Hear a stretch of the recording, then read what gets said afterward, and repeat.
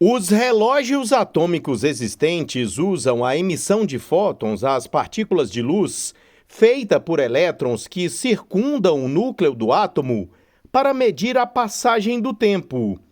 Uma partícula que aumentou seu nível de energia, como por meio da absorção de um fóton, é considerada em um estado excitado. Embora essa medição seja extremamente precisa, com atrasos de apenas 1 segundo em 30 bilhões de anos, para algumas situações pode não ser o suficiente. A dificuldade é que os elétrons atômicos são influenciados por muitos fatores em seu ambiente, o que afeta como eles absorvem e emitem fótons e limita sua precisão. Nêutrons e prótons, por outro lado, são ligados e altamente concentrados dentro do núcleo e sofrem menos perturbações ambientais. Em razão disso, por quase 50 anos, os físicos sonharam com os segredos que poderiam desvendar ao elevar o estado de energia do núcleo de um átomo usando um laser. Isso permitiria que os relógios atômicos de hoje fossem substituídos por um relógio nuclear, que seria o relógio mais preciso que já existiu, permitindo avanços como navegação e comunicação no espaço profundo. Agora, um esforço liderado por Eric Hudson, professor de Física e Astronomia da Universidade da Califórnia, conseguiu o aparentemente impossível: fazer com que o núcleo do átomo de tório absorvesse e emitisse fótons, como os elétrons em um átomo fazem, permitindo que a excitação dos núcleos fosse detectada e medida. Ao alterar a energia dos fótons e monitorar a taxa na qual os núcleos são excitados, a equipe conseguiu medir a energia do estado excitado nuclear. Fazer com que os nêutrons do núcleo atômico reajam à luz do laser é desafiador, porque eles são cercados por elétrons, que reagem prontamente à luz e podem reduzir o número de fótons realmente capazes de atingir o núcleo. Para realizar a façanha, a equipe incorporou átomos de tório 229 em um cristal transparente rico em flúor. O flúor pode formar ligações especialmente fortes com outros átomos, suspendendo os átomos e expondo o núcleo como uma mosca em uma teia de aranha.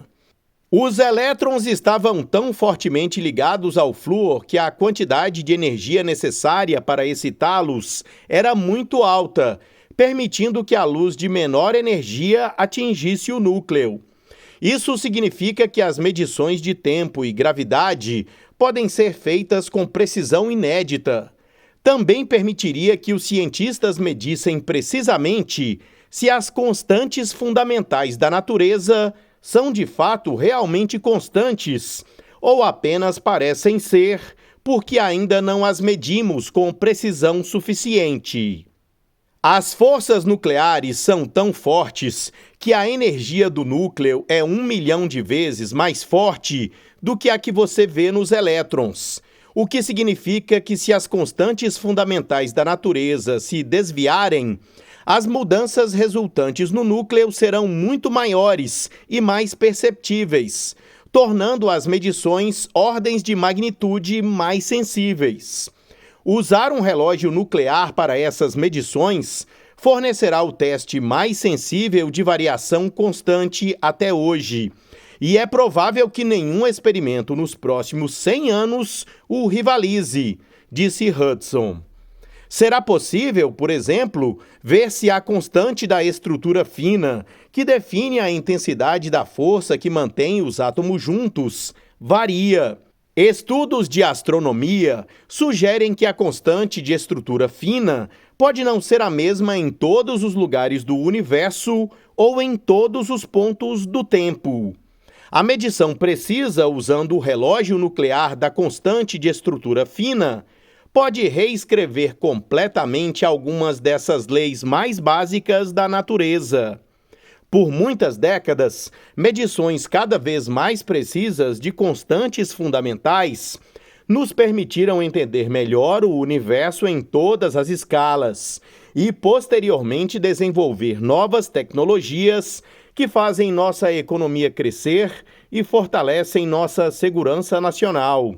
Essa técnica baseada em núcleo pode um dia permitir que os cientistas meçam algumas constantes fundamentais com tanta precisão que talvez tenhamos que parar de chamá-las de constantes. Disse Denise Caldwell, diretora assistente interina da Diretoria de Ciências Matemáticas e Físicas da NSF. O feito surpreendente é descrito em um artigo publicado na revista Physical Review Letters.